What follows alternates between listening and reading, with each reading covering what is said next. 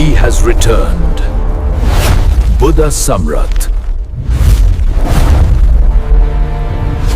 हा व्हिडिओ पूर्ण बघा, माझे विचार समजून घ्या आणि खरा इतिहास समजून घ्या.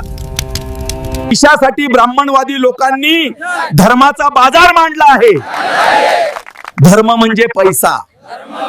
जातक कथेची नक्कल करून रामायण लिहिलं गेले. राम हा बोधिसत्व आहे. ब्राह्मणवाद्यांनी दाखवलं की त्यानं सीतावर अन्याय केला. वेद ग्रंथ कितीतरी वेळा वाचले आहेत, त्यात जादूटोना कर्मकांड शिवाय काहीच नाही. बुद्ध अवतार नाहीत आणि देवही नाहीत, ते महामानव आहेत ज्यांनी धम्म दिला.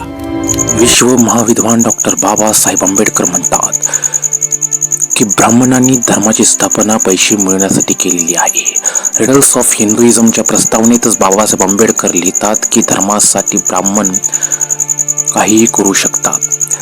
कधी ते फादर होतात तर कधी दर्ग्यामध्ये जाऊन पूजा अर्चना देखील करतात. याचे असंख्य पुरावे डॉक्टर बाबासाहेब आंबेडकर यांनी त्यांच्या रिडल्स ऑफ हिंदुइझम या ग्रंथामध्ये दिलेले आहे. रामाने कशा पद्धतीने सीतेवरती अत्याचार केला, तो जातीयवादी होता आणि राम हा दुसरा तिसरा कुणीही नसून बोधिसत्व होता. जातक कथेची कॉपी करून रामायण लिहिण्यात आले. बाबासाहेबांनी पुरावेनिशी दाखवून दिलेले आहे. रामाने शंभुक नावाच्या शूद्र तपस्वीला फक्त त्याने तपश्चर्या केली म्हणून ठार मारले. ब्राह्मण धर्मानुसार शूद्राला वेद पठण किंवा तप करणे निषिद्ध होते. रामाने धर्मरक्षणाच्या नावाने शूद्राची हत्या केली म्हणून राम हा वर्णव्यवस्थेचा कट्टर पुरस्कर्ता आणि जातीयवादी होता. बाबासाहेब आंबेडकर यांनी रिडल्स ऑफ हिंदुइझम मध्ये लिहिलेले आहे. पुढे बाबासाहेब आंबेडकर लिहितात की रावणाने सीता हरण केल्यानंतर रामाने 14 वर्ष युद्ध करून सीता परत आणली. परत आणल्यानंतर रामाने सीतेला अग्निपरीक्षा देण्यास भाग पाडले.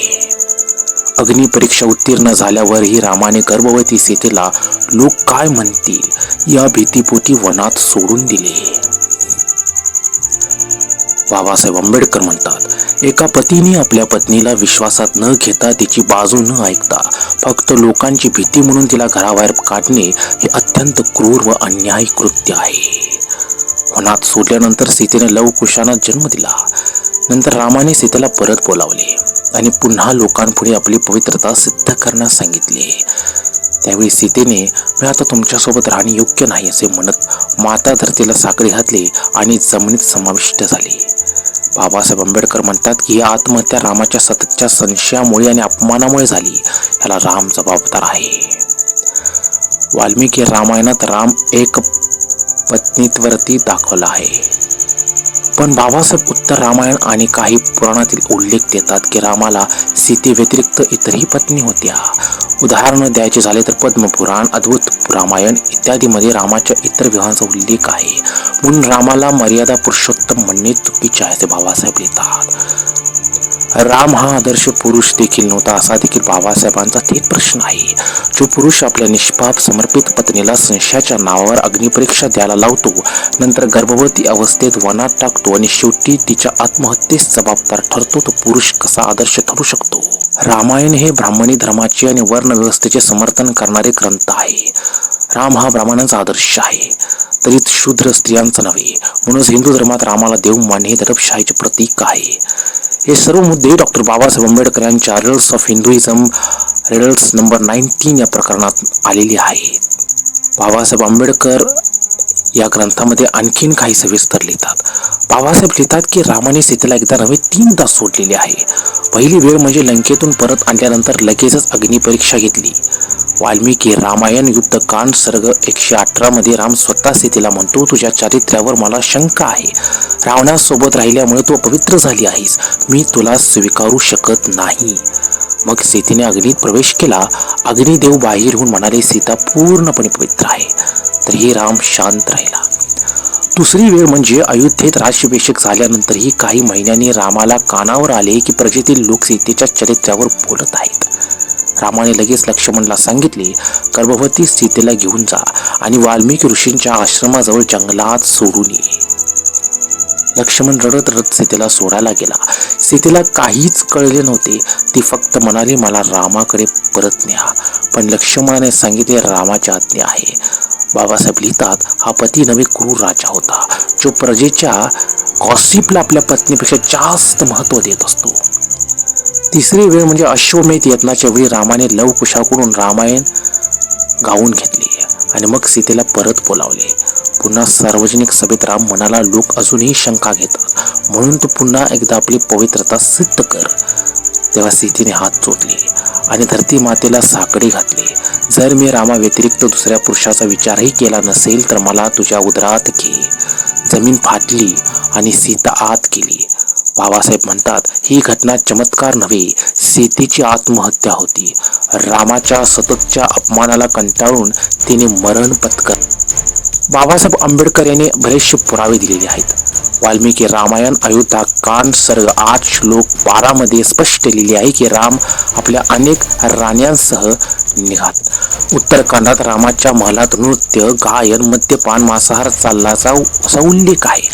पद्मपुराण पाताळखंड अध्याय 107 मध्ये रामाने वेदवती म्हणजे दुसरी सीतासोबत विवाह केल्याचा उल्लेख आहे. अद्भुत रामायणात रामाला 16,000 पत्नी असल्याचे सांगितले आहे. बाबासाहेब लिहितात, राम एक पत्नीव्रती आहे ही कल्पना नंतरची खोटी आहे. मर्यादा पुरुषोत्तम ही संकल्पना ब्राह्मणांनी निर्माण केलेली आहे.